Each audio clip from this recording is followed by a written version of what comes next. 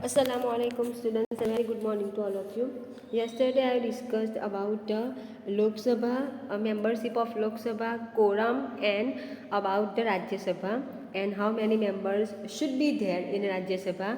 Now today I am going to discuss about the membership of Rajya Sabha, means which qualifications should we have to become the member of Rajya Sabha. So let's start. Qualification for membership of Rajya Sabha: to be qualified as a candidate and to be elected as a member of Rajya Sabha, he or she must be a citizen of India. ये सबसे common बात है students, हर एक के अंदर आता है कि मेंबरशिप के लिए यानी कि राज्यसभा का मेंबर बनने के लिए सबसे पहले उस आदमी को क्या होना चाहिए, सिटीजन ऑफ इंडिया यानी इंडिया का सिटीजन होना चाहिए. ही और she should be 30 year of age और मोर, और उसकी एज 30 ईयर की या फिर उससे ज़्यादा होनी चाहिए. लोकसभा का मेंबर बनने के लिए 25 ईयर की एज होनी चाहिए जो हमने देखा था, और राज्यसभा का मेंबर बनने के लिए 30 ईयर की एज होनी चाहिए. He or she must not be unsound mind, insolvent or criminal. ये भी कॉमन है कि इंसॉल्वेंट और क्रिमिनल, या ये भी कॉमन है कि वो मेंटली फिट होना चाहिए, उसकी मेंटल हेल्थ कंप्लीट होनी चाहिए.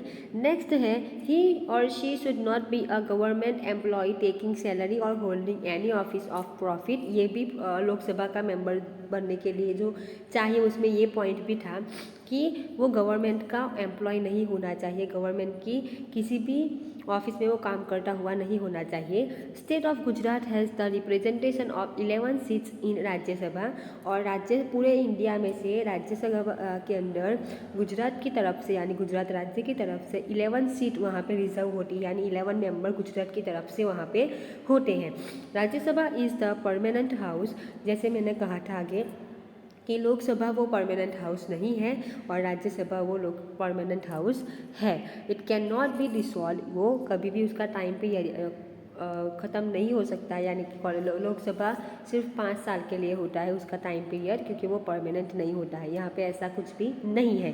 But 1/3 of its members retire every 2 year and the same number of members are elected. यानी लेकिन राज्यसभा के अंदर स्टूडेंट्स क्या होता है, वो कभी भी डिसॉल्व नहीं होती है. राज्यसभा परमानेंट हाउस है, उसका टाइम पीरियड नहीं होता है. लेकिन हाँ, राज्यसभा के टोटल जितने भी मेंबर्स हैं उसमें से 1/3 बार के जो मेंबर हैं वो एवरी 2 ईयर्स यानी हर 2 साल में वो रिटायर होते हैं. और जब 2 साल में वो 1/3 पार्ट के जो मेंबर रिटायर होते हैं तो फिर से इलेक्शन होता है 2 साल के बाद, और फिर से नए मेंबर सिलेक्ट किए जाते हैं. Thus the tenure of the member of the Rajya Sabha is of 6 year. और इसी की वजह से राज्यसभा का नहीं, यहाँ पे क्लियर लिखा है राज्यसभा का टाइम पीरियड नहीं, राज्यसभा के मेंबर्स का टाइम पीरियड 6 ईयर का होता है. However the members are eligible for re election and re nomination. और मेंबर के पास इतना पावर है, यानी कि उनके पास ये राइट है कि वो फिर से री इलेक्शन में खड़े हो सकते हैं, यानी फिर से इलेक्शन में खड़े भी हो सकते हैं और फिर से नॉमिनेट भी हो सकते हैं. Generally both the houses of parliament meets for 3 times a year. और पार्लियामेंट के अंदर जो हाउसेस है, दोनों हाउस यानी लोकसभा और राज्यसभा दोनों की मीटिंग पूरे साल में 3 बार होती है. 3 बार दोनों की मीटिंग पार्लियामेंट में रखी जाती है. This meetings are called session. और उन मीटिंग को हम किस नाम से बुलाते हैं, सेशन. सेशन यानी कि मीटिंग. पार्लियामेंट में ये जो हाउसेस है उसकी जो मीटिंग होती है उसको सेशन कहते हैं. This is the budget date. और कौन कौन सी 3 मीटिंग होती है वो यहाँ पे दिया गया है, कौन कौन से सेशन. तो that is the budget session, monsoon session and the winter session. तो 3 सेशन है, बहुत इजी है याद रखना, क्योंकि 2 सेशन का नाम तो सीज़न के ऊपर से है, monsoon session, winter session. Third है बजट सेशन. तो ये तीन टॉपिक के ऊपर 3 अलग अलग मीटिंग होती है. The vice president of India by virtue of his office held the office और chairman of Rajya Sabha, whereas the vice chairman of the Rajya Sabha is elected by the member of the Rajya Sabha from among themselves only.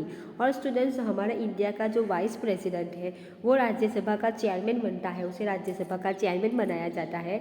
और राज्यसभा का जो vice chairman है वो अपने राज्यसभा के अंदर जितने भी मेंबर हैं ना, उस मेंबर्स के अंदर से किसी भी एक पर्सन को वो वाइस चेयरमैन बनाते हैं. लेकिन चेयरमैन कौन बनता है, इंडिया का vice president. The first chairman of the Rajya Sabha was doctor Sarvepalli Radhakrishnan. और हमारे इंडिया के यानी कि हमारे राज्यसभा का जो सबसे पहले जो चेयरमैन थे वो कौन थे? डॉक्टर सर्वपल्ली राधाकृष्णन। अब नेक्स्ट स्टूडेंट्स हमारा टॉपिक है the speaker of Lok Sabha. Lok Sabha का स्पीकर। तो स्टूडेंट्स स्पीकर किसे कहते हैं? क्योंकि हम जिस स्पीकर को जानते हैं हम बस इतना ही समझते हैं स्पीकर यानी कि जो हम सुनने के लिए जो इंस्ट्रूमेंट यूज़ होता है, या फिर दूसरे वर्ड में कहें तो स्पीकर यानी बोलने वाला। तो यहाँ पे किस मतलब में किस मीनिंग में स्पीकर यूज़ होता है वो हम देखेंगे, क्योंकि यहाँ पे उसका मीनिंग बिल्कुल ही डिफरेंट है। The main function of the speaker is to see that the proceeding of the Lok Sabha gets organized in the prescribed form. To maintain discipline, order and dignity of the houses are the topmost functions of the speaker. Speaker का काम क्या होता है students parliament के अंदर? तो speaker का काम ये होता है कि लोकसभा अपने प्रिस्क्राइब्ड फॉर्म में, अपने बताए गए फॉर्म में, बताए गए टाइम में अपनी मीटिंग्स करे, अपना काम करे, अपनी लोकसभा के अंदर डिसिप्लिन मेंटेन करे और डिग्निटी ऑफ हाउसेस, दोनों हाउसेस की जो डिग्निटी है, जो वैल्यू है वो मेंटेन रखे। ये सब देखने का काम स्पीकर को होता है। The members of the Lok Sabha elect their speaker and deputy speaker from among themselves. और लोकसभा के जो मेंबर हैं वो अपने स्पीकर और डेप्यूटी स्पीकर कहाँ से सिलेक्ट करते हैं? तो अपने अंदर से ही, यानी कि लोकसभा के जो मेंबर्स हैं उसमें से ही किसी एक को स्पीकर बनाया जाता है और किसी एक को डेप्यूटी स्पीकर बनाया जाता है। The speaker presides over the session of the Lok Sabha and maintain and control is functioning. यानी कि स्पीकर का ये दूसरा पावर भी है कि जब भी लोकसभा के अंदर जो सेशन होते हैं, यानी जो मीटिंग होती है लोकसभा के अंदर, उस मीटिंग को मेंटेन करने का काम और उसको चलाने का काम किसका होता है? स्पीकर का होता है। यानी कि वो पूरी की पूरी मीटिंग के अंदर मेन स्पीकर होता है। यानी कि पूरी मीटिंग के अंदर जब भी मेंबर्स जो अपनी बात रखते हैं वो किसके सामने रखते हैं? स्पीकर के सामने रखते हैं। The speaker expect discipline from the members in the Lok Sabha. Lok Sabha के अंदर के मेंबर्स अपनी लोकसभा के अंदर, पार्लियामेंट के अंदर डिसिप्लिन रखे।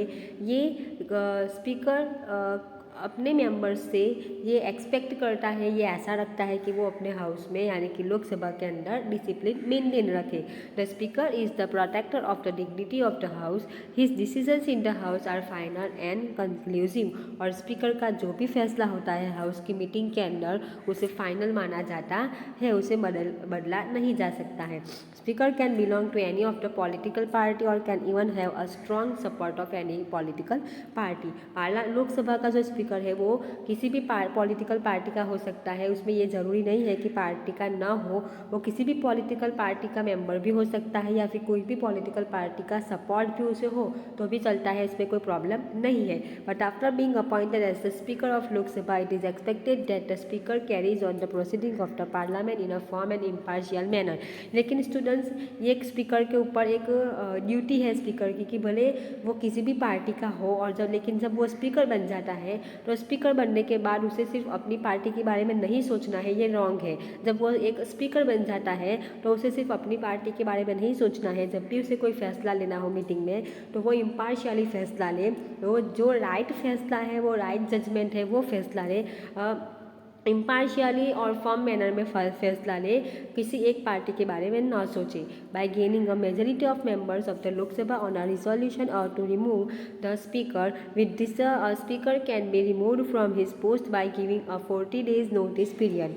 और मेजोरिटी मेंबर्स के वोटिंग के हिसाब से लोकसभा के स्पीकर को रिमूव किया जा सकता है, यानी अपनी पोस्ट से हटाया जा सकता है। और उसके लिए उसको क्या करना होता है कि जब भी स्पीकर को अपनी पोस्ट से हटाना होता है तो 40 डेज़ की नोटिस देनी पड़ती है। 40 डेज़ की नोटिस के बाद वो अपनी पोस्ट से हट सकता है। और the speeches and criticism in the Lok Sabha is done by addressing the speaker only. यानी लोकसभा के अंदर जब भी मीटिंग होती है और लोकसभा के मेंबर जो भी अपने स्पीच देते हैं या फिर कोई भी अपनी बात रखते हैं तो वो सभी अपनी बात, अपनी स्पीचेस किसको सामने रखनी पड़ती है? स्पीकर के सामने। आपने बहुत बार स्टूडेंट्स टीवी में देखा होगा कि पार्लियामेंट की मीटिंग बताते हैं तो सामने बहुत सारे लोग बैठे होते हैं और उनके सामने कोई एक ही पर्सन बैठा होता है जिसको एड्रेस करके, यानी जिसके सामने वो लोग बोलते हैं, तो वो कौन होता है? स्पीकर होता है।